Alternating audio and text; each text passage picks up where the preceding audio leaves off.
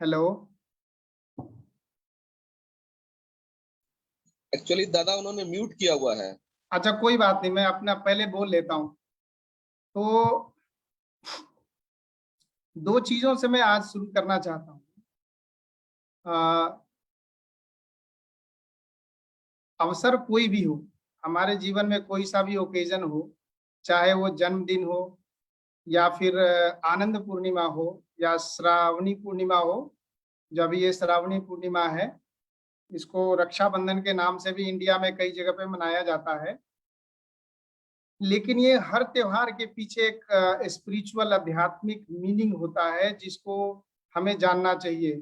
खास करके बाबा आनंद मार्ग फिलॉसफी को इस प्रकार से बनाए हैं कि चाहे वो जन्मदिन का अवसर हो या फिर किसी के मृत्यु के अवसर पे किसी प्रकार का कार्यक्रम हो रहा हो या फिर गृह प्रवेश हो, किसी भी प्रकार का समारोह, हर चीज के पीछे एक आध्यात्मिक रंग बाबा ने दे रखा है और उस चीज को हमें समझना चाहिए।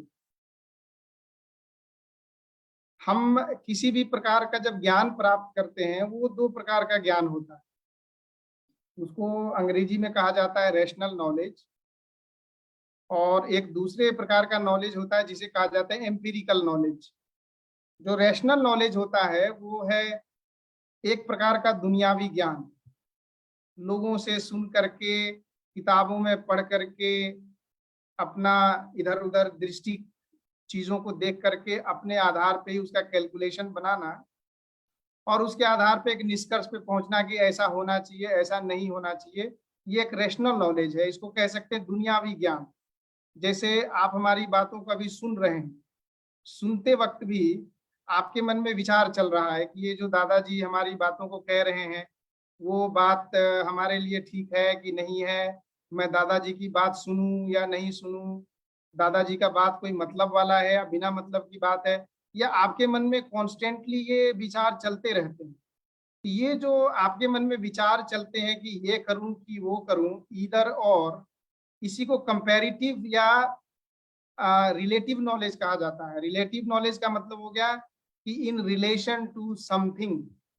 जैसे मैंने कहा कि एक आदमी छोटा है, तो उस छोटे आदमी के सामने एक बड़ा आदमी खड़ा होना चाहिए, तभी हमें पता चलेगा कि वो आदमी छोटा है।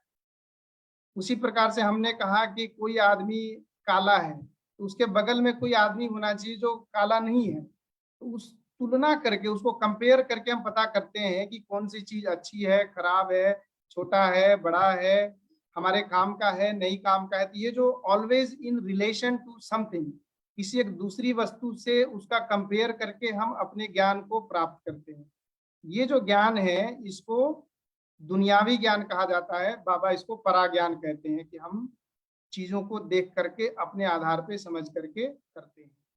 दूसरा ज्ञान होता है एम्पिरिकल नॉलेज, या आप अपरा ज्ञान कह सकते हैं, कि जिसमें आदमी अपने अनुभव से चीजों को, लोगों से बोला हुआ नहीं, लोगों के द्वारा सुनाया हुआ नहीं, किताबों में पढ़ा हुआ नहीं, बल्कि अपने आत्मा अनुभूति के द्वारा, अपने खुद के एक्सपीरियंस से किसी नॉलेज को प्राप्त करना, वो है एम्पिरिकल नॉलेज। बाबा ने कई जगह पे, वैसे कंडक्ट रूल में भी, आप सब लोग बाबा के कंडक्ट रूल को अगर पढ़े होंगे तो बाबा ने उसमें साफ साफ कहा है कि जब हम कभी भी स्पिरिचुअल स्क्रिप्चर, आध्यात्मिक चीजों को पढ़ें तो उसके लिटरल मीनिंग को नहीं पढ़ें। लिटरल मीनिंग कुछ भी निकल सकता है, लेकिन उसके भावार्थ को, उसके परपोर्ट को समझने की जरूर कोशिश करें। तो हमारे सामने एक बहुत बड़ा सवाल खड़ा होता है। वैसे आनंद मार्गी होने के नाते कुछ बेसिक चीजें हमारे अंदर डाल दी गई हैं और वो हम उस चीजों को रट लेते हैं। जैसे धर्म क्या है, तो अगर ये सवाल किसी से भी पूछा जाएगा तो बड़ी आसानी से, चाहे वो मार्गी हो या सन्यासी हो, हम लोग जैसे, तो एक साधारण सा जवाब हमारे मुंह से निकलता है कि धर्म का मतलब है धर करके पकड़ करके रखना। अब ये जो मीनिंग है, ये जो अर्थ निकाला, ये हमने कहाँ से निकाला? ये अर्थ हमारे दिमाग में आया कहाँ से?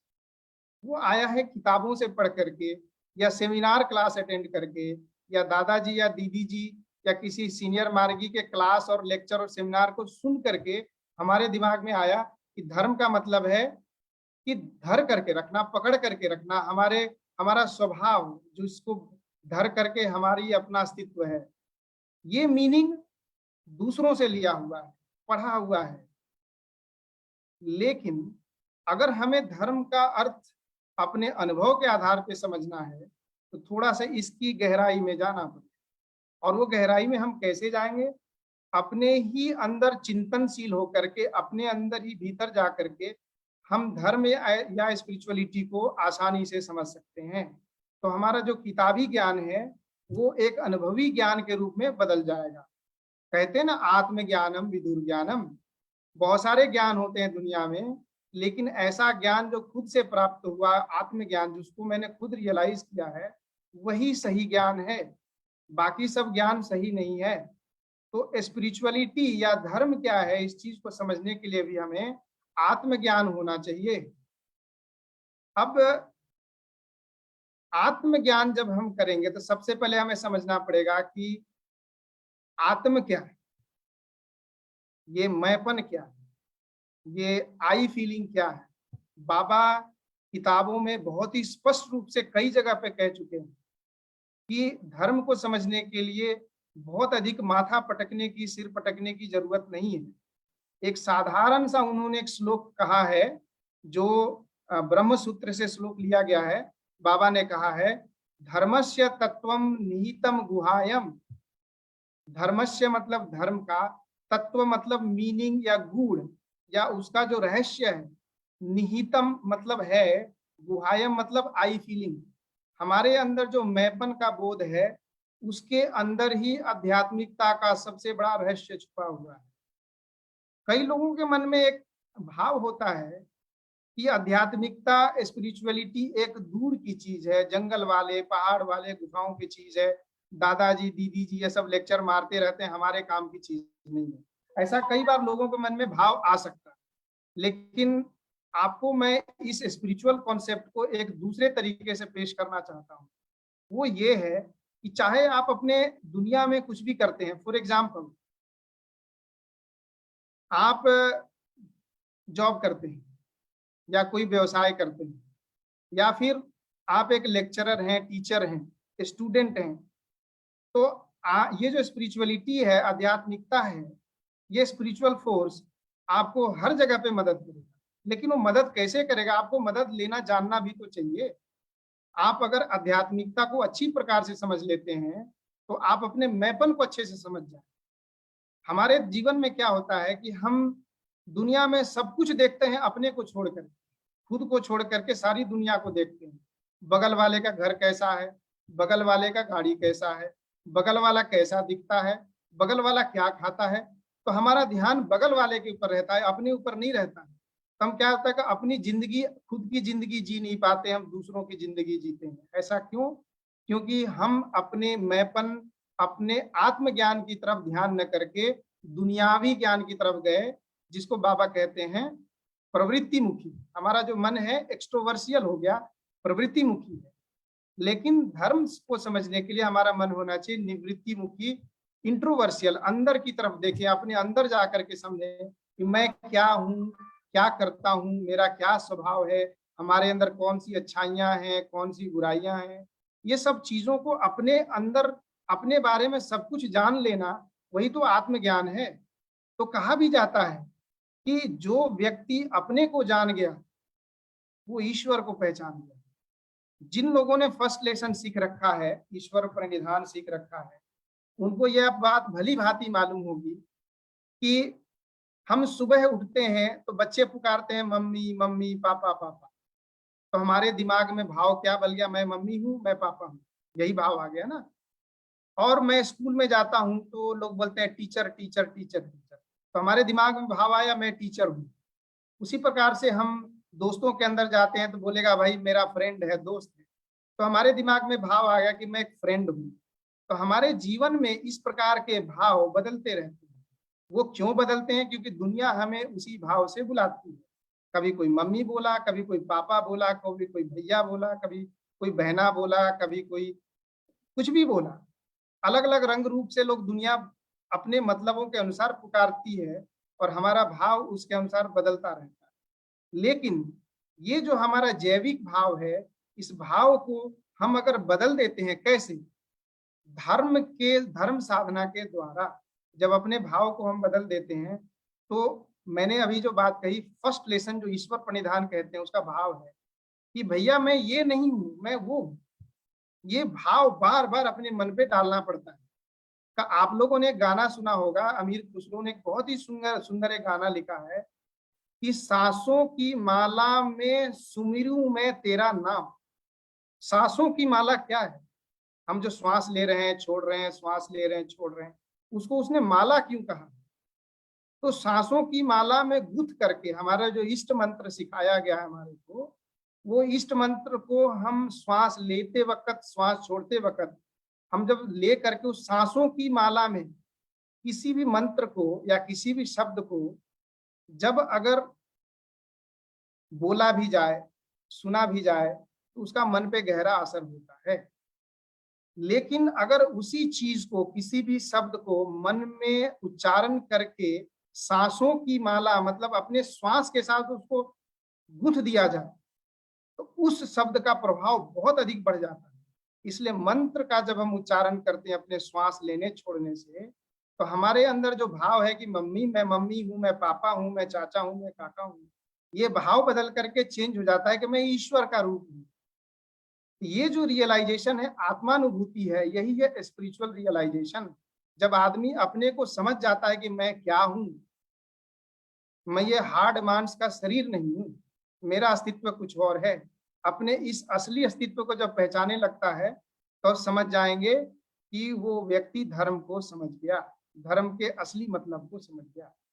अब मैं एक बात कह रहा था कि दुनिया है, बाबा ने भी कह रखा है, subjective approach through objective adjustment.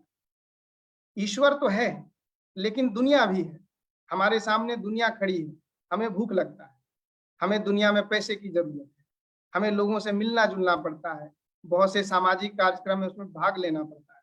तो हम दुनिया के अस्तित्व को कभी हम नकार नहीं सकते, लेकिन ईश्वर के अस्तित्व को भी हम नजरअंदाज नहीं कर सकते। तो बाबा ने कहा subjective approach through objective adjustment, मतलब हमारा जीवन का लक्ष्य तो ईश्वर ही है, लेकिन उस ईश्वर को प्राप्त करने के लिए हमें दुनिया के जितने भी ड्यूटीज हैं, कर्म हैं, वो हमें कर्म भी निभाने पड़ते हैं। लेकिन वो कर्म निभाते वक्त हम जो भाव लेते हैं, वो भाव बहुत जरूरी है कि समझना कि मैं ये नहीं बल्कि मैं वो हूं, मैं ईश्वर का रूप हूं। तो जब व्यक्ति अपने भाव को बदलने लगता है, तो दो चीजें होती। पहला चीज क्या होता है? अहम ब्रह्मास्मि। ये लोगों के अंदर अनुभूति आती है कि मैं ब्रह्म का ही रूप हूं, मैं ब्रह्म हूं। यह अनुभूति उसके अंदर आ जाती है। दूसरी चीज क्या होती है कि जब व्यक्ति के अंदर ये अहम ब्रह्मास्मि का भाव आने लगता है, तो व्यक्ति निडर हो जाता है, उसकी डिसीजन मेकिंग पावर बढ़ जाती है, डिसीजन लेने में डरता नहीं है। वो अपने जीवन में लोगों को किसी चीज के लिए आगे बढ़ने से कभी नहीं डरता है। आपको एक छोटा सा उदाहरण दे दूं।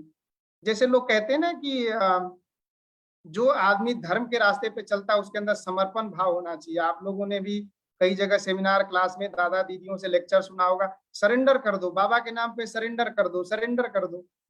सरेंडर का अर्थ नहीं होता कि सब कुछ छोड़ छाड़ के दे दिया, ये सरेंडर का अर्थ नहीं होता है। बाबा ने सरेंडर का अर्थ ये सिखाया है कि आपके अंदर जितनी शक्ति है, पहले आप उसका प्रयोग करो। आपको जितनी भी मेंटल और फिजिकल पोटेंशियलिटी, आप पूरा उसको यूज करो, एग्जॉस्ट करो। जब उस पोटेंशियलिटी को यूज करने के बाद भी अगर समस्या का हल नहीं होता है, तब आप दोनों हाथ खड़े करो। तब ईश्वर को आप बोलो कि ईश्वर, हे ईश्वर, हे परमात्मा, तुमने जितनी शक्ति हमें दी है, वो सारी शक्तियों का मैंने प्रयोग कर लिया है। अब आगे हमारे पास आगे की शक्ति नहीं है, अब आगे का बताओ क्या करना है। तो सरेंडर का भाव यही होता है। और सरेंडर का भाव करने से हमारे अंदर क्या होता है? हमारी शक्तियां बढ़ जाती हैं। कैसे? एक छोटा सा बच्चा है, वो न तो आग में हाथ डालने से डरता है, न वो किसी को कुछ बोलने से डरता है। क्यों? क्योंकि पता है कि अगर वो कुछ गलती करेगा, किसी प्रकार की भूल चूक हो जाएगी, तो उसकी मम्मी और पापा उसको देख रहे हैं और कुछ भी होगा संभाल लेंगे। तो हमारे अंदर जब समर्पण का भाव आता है, तो हम यही सोचते हैं कि ईश्वर जो हमारे चारों तरफ है, और उसी ईश्वर का मैं रूप हूँ, तो हमारे जीवन में चाहे गलत हो चाहे सही हो, सब कुछ वो संभालता है। हमें केवल कोशिश मात्र करना है। ये जो सरेंडर की फीलिंग आई है, ये आपके स्पिरिचुअल कॉन्सेप्ट का ही एक अंग है, आपको बहुत ही पावरफुल बना देता है। आप अगर मान लीजिए कि कोई स्टूडेंट है, या एक एग्जांपल लेते हैं, कोई एक आदमी व्यवसाय करता है, बिजनेस करता है, तो वो बिजनेस करने में 3 चीजों की बहुत जरूरत होती है। पहला चीज, उसके अंदर प्रॉब्लम सॉल्विंग स्किल होना चाहिए, समस्याओं का बहुत ही सरल रूप से शीघ्र ही समाधान निकाल सके। उसके अंदर कम्युनिकेशन करने की एबिलिटी होनी चाहिए। कोई भी आदमी जॉब इंटरव्यू में जाएगा, इंटरव्यू वाले आदमी 3 सवाल पूछते हैं कि आपके अंदर कम्युनिकेशन स्किल्स है कि नहीं है, आपके अंदर प्रॉब्लम सॉल्विंग स्किल्स है कि नहीं है, और तीसरी चीज पूछेगा डिसीजन मेकिंग कैपेसिटी, आपके अंदर डिसीजन लेने की कैपेसिटी है कि नहीं है। तो स्पिरिचुअलिटी जैसे अवधूत गीता दत्तात्रेय जी का लिखा हुआ है, जिसमें कहते हैं कि आस पास विनिर्मुक्त आदि मध्यंत निर्मलम आनंदे वर्ते तेषु नित्यम अकार तस्य लक्षणम वासना वर्जितं येन वक्तव्यं च निरामया वर्तमानेषु वर्ते। मतलब आपको प्रेजेंट में रहना है। अभी जैसे आप मेरी बात को सुन रहे हैं, सुनते वक्त हो सकता है कि आपका मन भूत में या भविष्य में चला जाए। हो सकता है कि आपका मन प्लानिंग कर रहा है कि आज को हम क्या खाएंगे, अगले दिन क्या करेंगे, किन से मिलेंगे।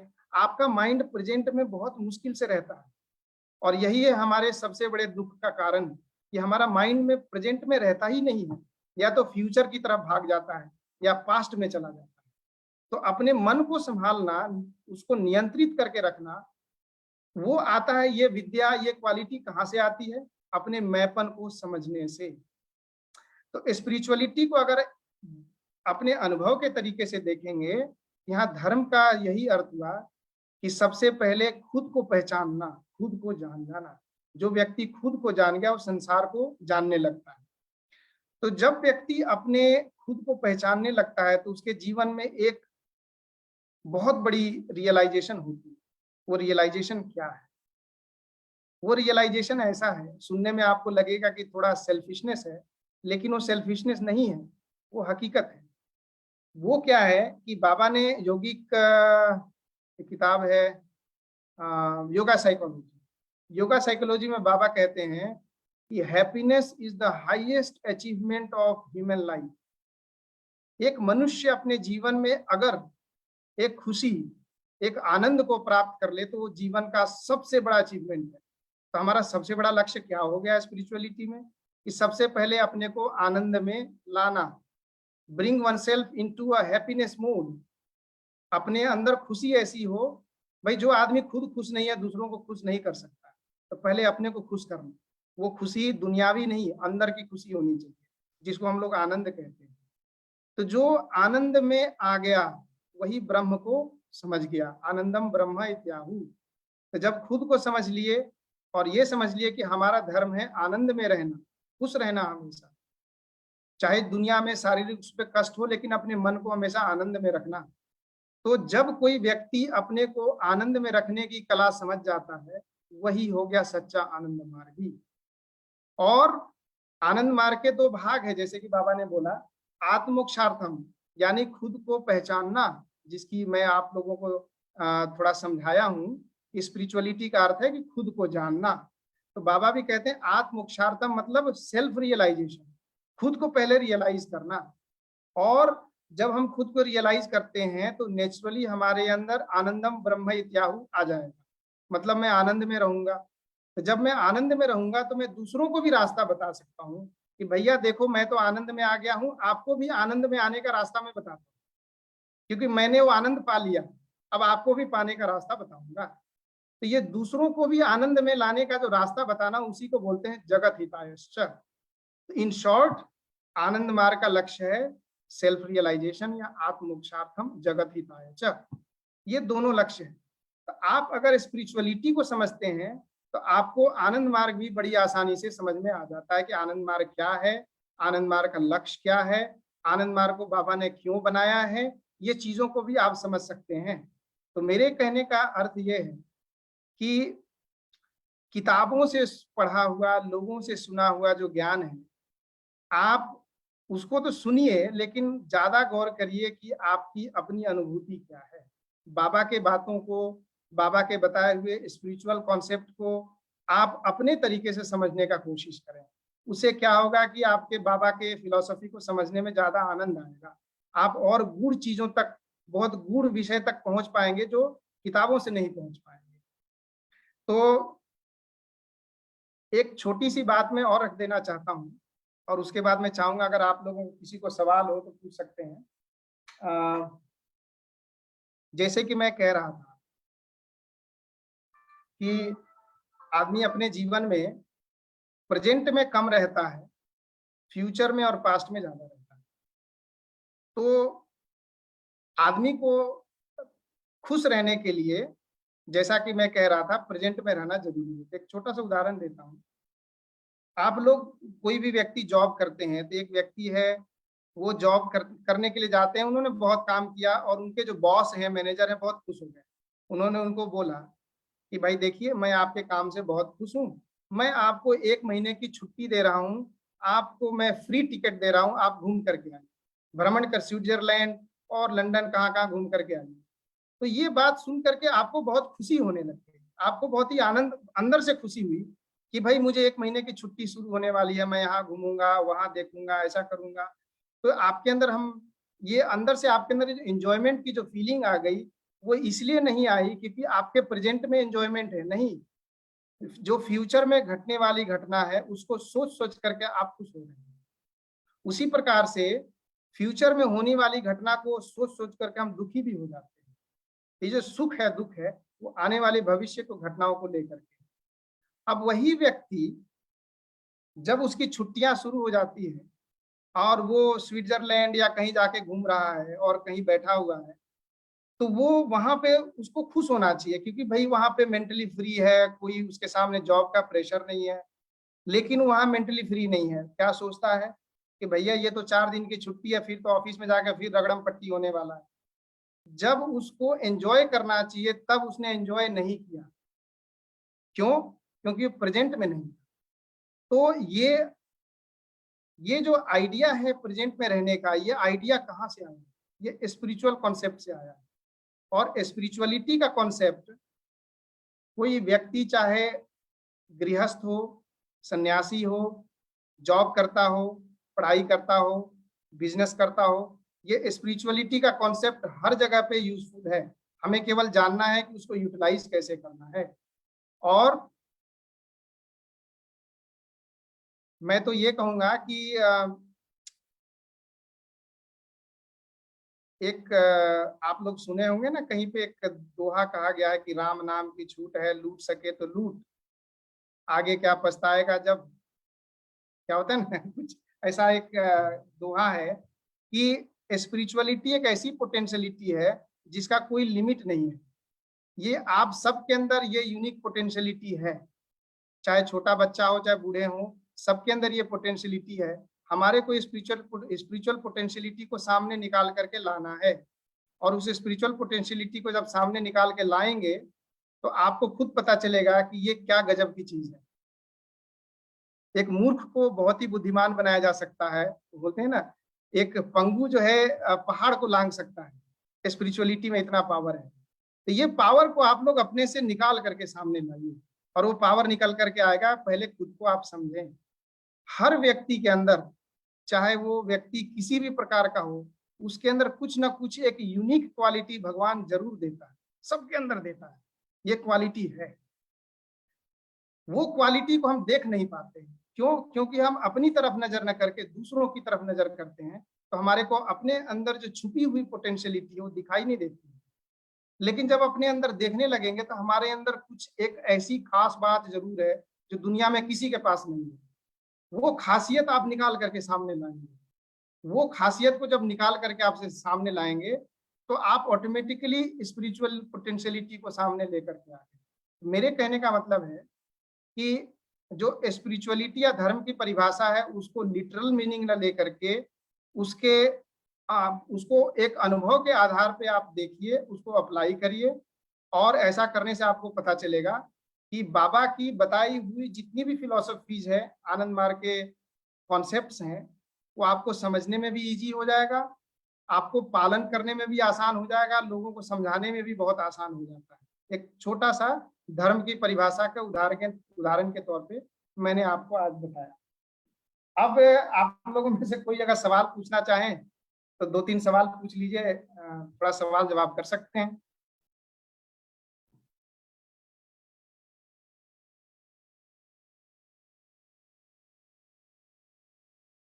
सब लोग म्यूट पर हैं लग रहा है।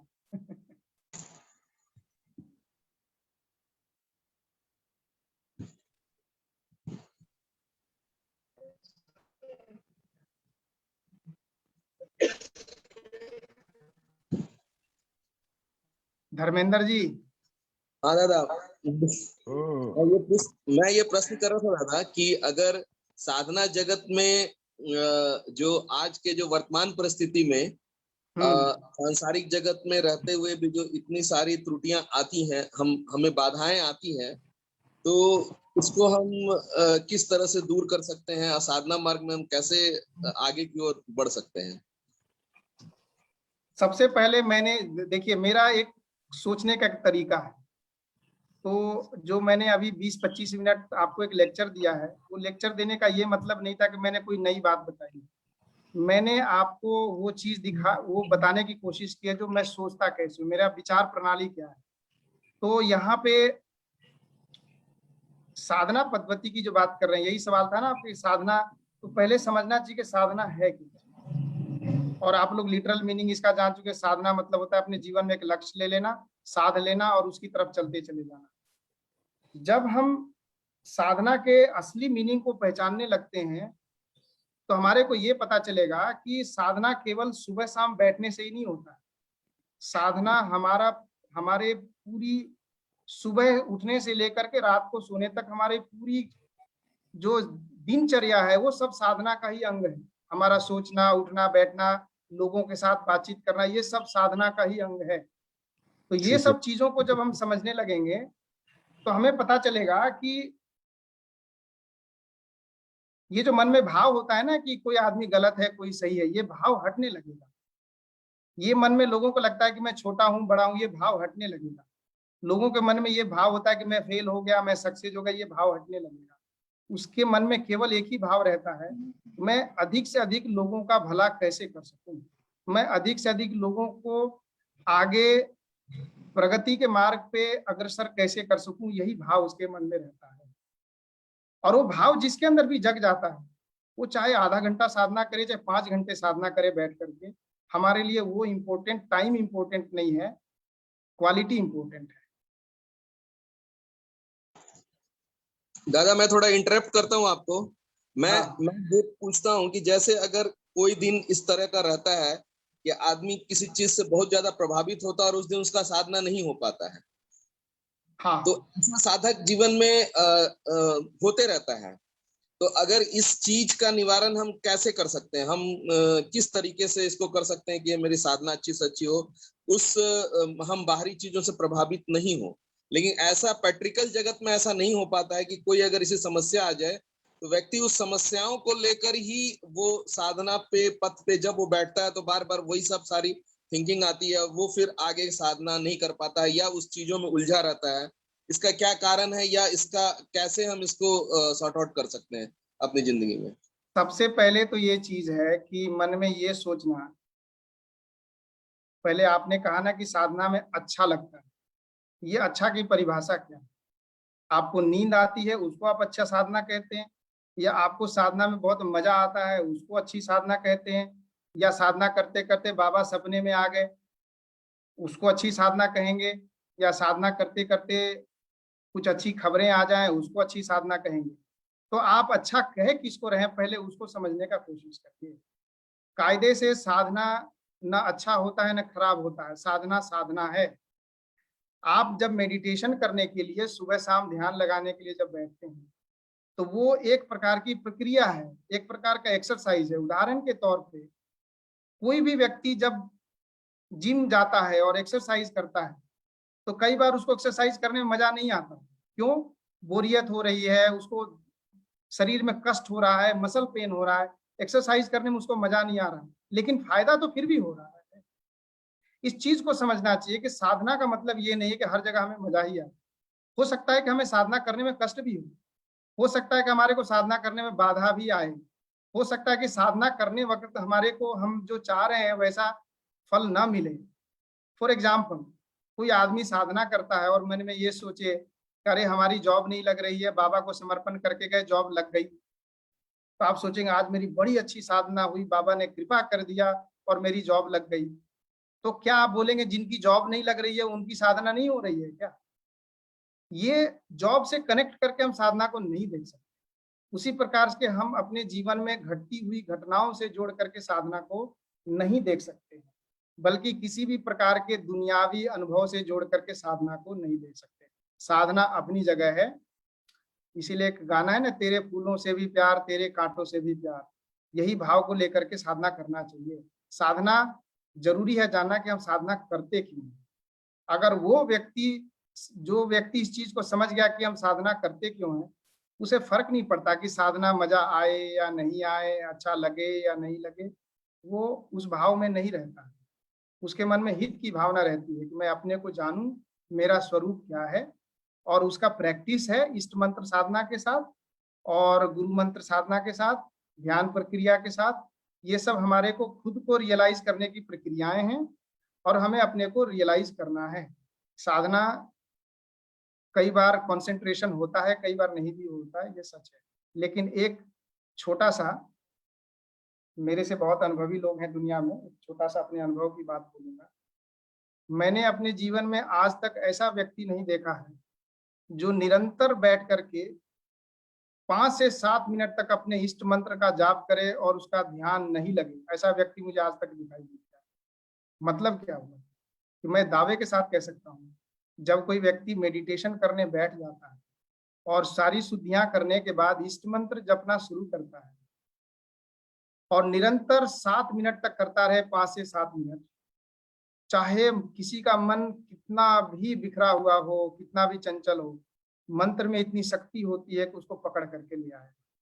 लेकिन अगर वो 7 मिनट भी निरंतर अपने मंत्र का जाप नहीं कर पाएंगे, बीच बीच में तोड़ देंगे, तो आपका ध्यान नहीं लग पाएगा। ठीक है ना? दादा, जैसे हमारे जीवन में इष्ट और आदर्श की क्या भूमिका है? अगर आपने जिस तरह इसके बारे में बताया, तो मैं ये चाहता हूँ कि अगर एक आदर्श भी बहुत बड़ा फैक्टर है कि जो हमारे साधना को गति प्रदान कर सकता है। आप इष्ट को समझ गए तो आदर्श को भी समझ जाएंगे। इष्ट जो है, जैसा कि मैं बोला था कि मैं अपने को जब रियलाइज करता हूं तो पता चलता है कि आनंदम ब्रह्म क्या हूँ, मैं भी उसी ब्रह्म का स्वरूप हूँ, उसी ब्रह्म का पार्ट हूँ। ये मन में जब रियलाइजेशन हो जाता है तो उसे यह भी रियलाइजेशन होता है कि जिस प्रकार से मैं एक ब्रह्म का रूप हूँ, मेरे अगल बगल जितनी भी वस्तुएं हैं सब भी उसी ब्रह्म के रूप हैं। हमारा सेकंड लेसन है। जब इस प्रकार की अनुभूति जब होने लगती है तो उसके सामने उसका आदर्श सामने आ जाता है। और आदर्श क्या है कि जिस प्रकार से मैंने अपने जीवन में अनुभूति प्राप्त की है, जिस प्रकार से मैं आनंद में हूँ, उसी प्रकार से दूसरों को भी आनंदित करना, इस जगत के हित के बारे में सोचना, उसके जीवन में परेशानी हो, कष्ट हो, उसको दूर करा करके उसको ऐसे रास्ते की तरफ ले जाना कि वो भी उस आनंद की अनुभव को प्राप्त कर सके। यही है हमारा आदर्श। और आप किताबों में इसके बड़े सारे डिटेल पढ़ लेंगे, लेकिन इन शॉर्ट में इसका यही मतलब हो गया कि इष्ट और आदर्श कोई अलग अलग चीज नहीं है। जब मैं खुद के बारे में सोचता हूँ, खुद का रियलाइजेशन करता हूँ, तो हो गया इष्ट। और जब मैं अपनी अनुभूति को पूरी दुनिया में बिखेर करके सब लोगों से जोड़ करके देखता हूँ, वो हो गया आदर्श।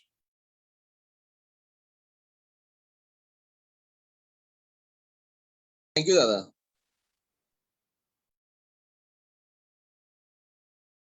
और कोई कुछ पूछना चाहते हैं?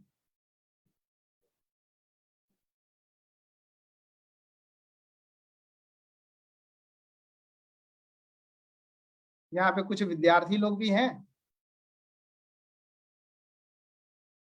हाँ दादा, कुछ विद्यार्थी लोग भी हैं एक्चुअली वहाँ। विद्यार्थी लोग हैं तो सवाल पूछें अगर कुछ जानना चाहते हैं।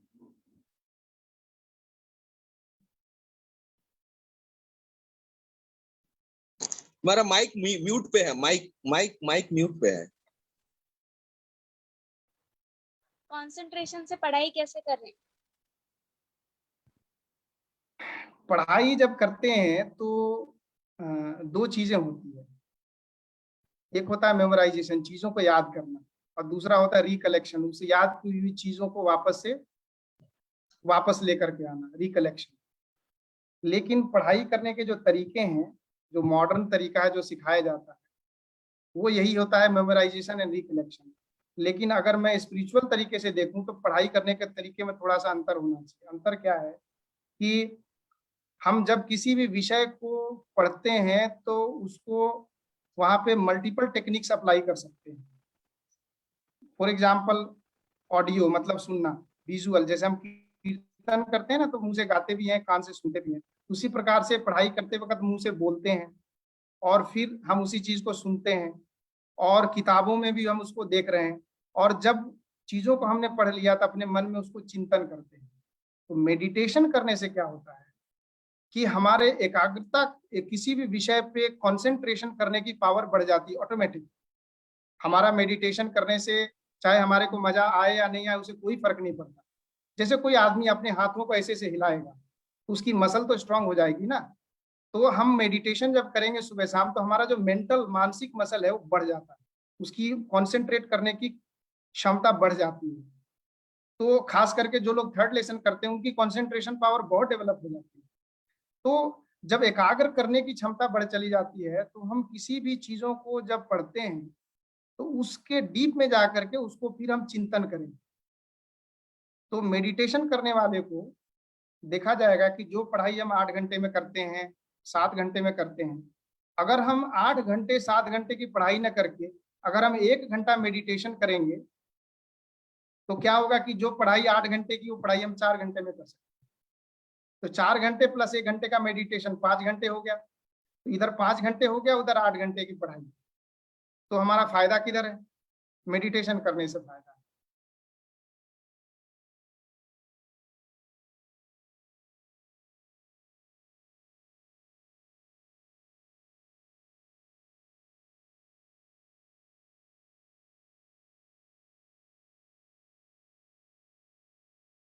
और कोई सवाल है?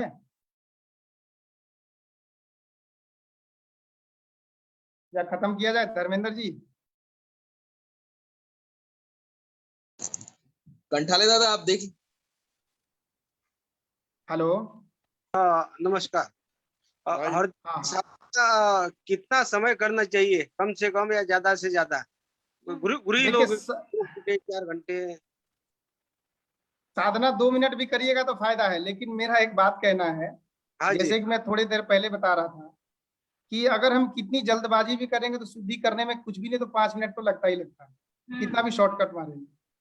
और शुद्धियां 5 मिनट करने के बाद जब हम अपने मंत्र का जाप करेंगे तो कम से कम 5 से 7 मिनट लगेगा अपने मन को शांत करने में। जैसे हम श्वास ले रहे हैं, छोड़ रहे हैं, इष्ट मंत्र का जाप कर रहे हैं, तो अगर हमारा मन डिस्टर्ब भी है ना तो कंसंट्रेशन आने में हमारे को कम से कम 5 से 7 मिनट लगेगा। तो 5 मिनट वो, 7 मिनट ये, 12 मिनट हो गया। और जब 12 मिनट ये हो गया तो कम से कम 5-7 मिनट तो बैठेंगे। असली मेडिटेशन तो कंसंट्रेशन लगने के बाद ही शुरू होता है, उससे पहले मन तो भटक रहा है। तो जब मन का जब भटकना बंद हो जाता है तब हमारी साधना शुरू हो जाती है। तो कायदे से देखा जाए तो कम से कम मिनिमम से मिनिमम 20 से 22 मिनट चाहिए अगर आपको मेडिटेशन का थोड़ा सा भी अगर फायदा उठाना है तो। आइडियली मॉर्निंग टाइम में लोगों का मेंटल डिस्टरबेंस कम रहता है, तो सुबह कंसंट्रेशन करने में बहुत इजी रहता है, आसान रहता है। तो सुबह लोगों को थोड़ा ज्यादा मेडिटेशन कर लेना चाहिए। तो कम से कम 20-22 मिनट से नीचे साधना अगर कोई कर रहा है ना तो वो फिर साधना में बैठ रहा है, लेकिन उसको जितना फायदा मिलना चाहिए मिलेगा नहीं। बाकी आपके ऊपर है, आप जितना लंबा बैठिए उतना ही फायदा है। दादाजी उसमें एक प्रश्न और कि जब मैं ये साधना मैं फर्स्ट लेसन वाले की बात कर रहा हूँ, फर्स्ट लेसन वाले। जी, जब मैं साधना करता हूँ तो साधना करते करते माइंड कंसंट्रेशन हो जाता है, लेकिन इतना हो जाता है कि सब भूल जाते हैं और इष्ट मंत्र भी अपने आप बंद आता है, श्वास थोड़ा कम हो जाता है, बंद हो जाता है। उस समय इष्ट मंत्र अपने आप बंद हो जाता है, इष्ट मंत्र का भाव बंद होता है। तो अवस्था कौन सी अवस्था है, यानी वो साधना भी है क्या नहीं, क्या कोई समाधि की अवस्था है क्या, और कोई अवस्था है? साधना करते करते एक ऐसा वक्त आता है कि आदमी के, इसको बोलते हैं हिप्नोसिस, योगिक हिप्नोसिस होता है, उस अवस्था में चला जाता है और उस अवस्था में आदमी खो जाता है। लेकिन वो अवस्था नींद की अवस्था नहीं है, इसलिए आप लोग थोड़ा सा कंफ्यूज नहीं करेंगे। कई बार लोग, अधिकतर लोग साधना करते वक्त सो जाता है, नींद आती है। नींद इसलिए आती है, नींद आना कोई खराब चीज नहीं है, शरीर है, मन है, नींद आ जाएगी। जब माइंड कॉन्सेंट्रेट हो जाता है तो मन थोड़ा सा वो होता है, क्या बोलते हैं, उसकी जो रिदम है स्लो डाउन हो जाती है, आदमी को बहुत ही रिलैक्सेशन महसूस होने लगता है और हल्की सी नींद आती है। लेकिन उस नींद से अगर बच लिया जाए, आदमी अपने इष्ट मंत्र के प्रक्रिया को जारी रखे, तो धीरे धीरे मन एक ऐसे अवस्था में जाता है कि इष्ट मंत्र के भाव में ही खो जाता है, ब्लैंक में नहीं जाता है। वो जो इष्ट मंत्र का भाव है, मैं ईश्वर का रूप हूँ, उस भाव में ही चला जाता है। और उस वक्त अगर उस अवस्था को आप चले जाते हैं तो मैं तो बोलूंगा समाधि की अवस्था हो जाती है।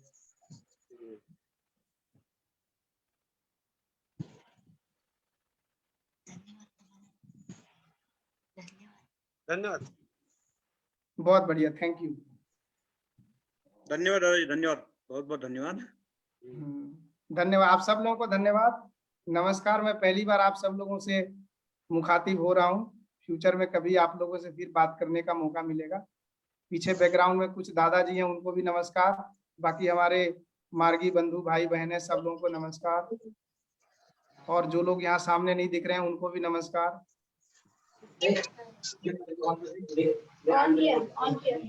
नमस्कार। नमस्कार। आपको तो परिचय दीजिए, आपका नाम क्या है, कहाँ पोस्टिंग है दादा? मेरा नाम है आचार्य धर्म प्रेमानंद अवधूत और मेरी पोस्टिंग आप एक ढंग से समझिए कि राजस्थान में एक प्रोजेक्ट बना रहा हूँ, जो धर्मेंद्र जी को आइडिया होगा। आप लोग अगर होल्ड करें तो मैं आपको कैमरे पे दिखा देता हूँ क्या बन रहा है। तो काम धाम चल रहा है, आप लोग को दिखाई देगा।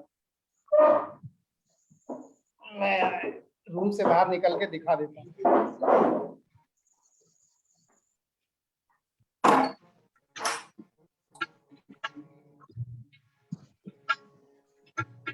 लोगों को दिख रहा है यहाँ पे?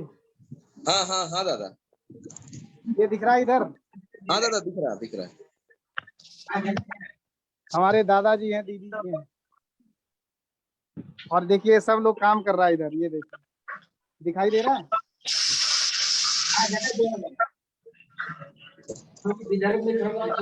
मैं इस बिल्डिंग में हूँ जहाँ मैं बैठा हूँ, और वो जो बड़ी बिल्डिंग दिखाई दे रही है अस्पताल की बिल्डिंग।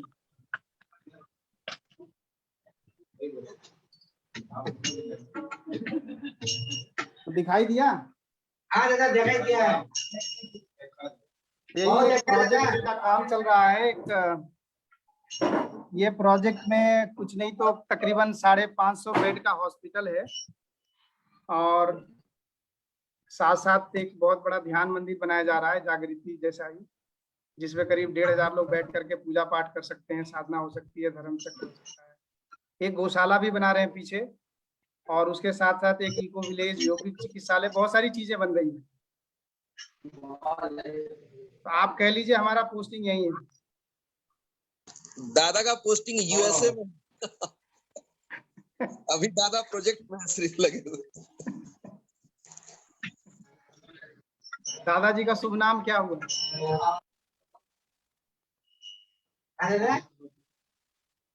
आपका शुभ नाम क्या हुआ? मेरा नाम है आचार्य, मेरा नाम है आचार्य सुदत्तानंद अवधूत। सुदरितानंद अवधूत, आरएस मुंबई। आरएस मुंबई, बहुत बढ़िया, बहुत बढ़िया। एक दादाजी पीछे भी दिखाई दे रहे हैं।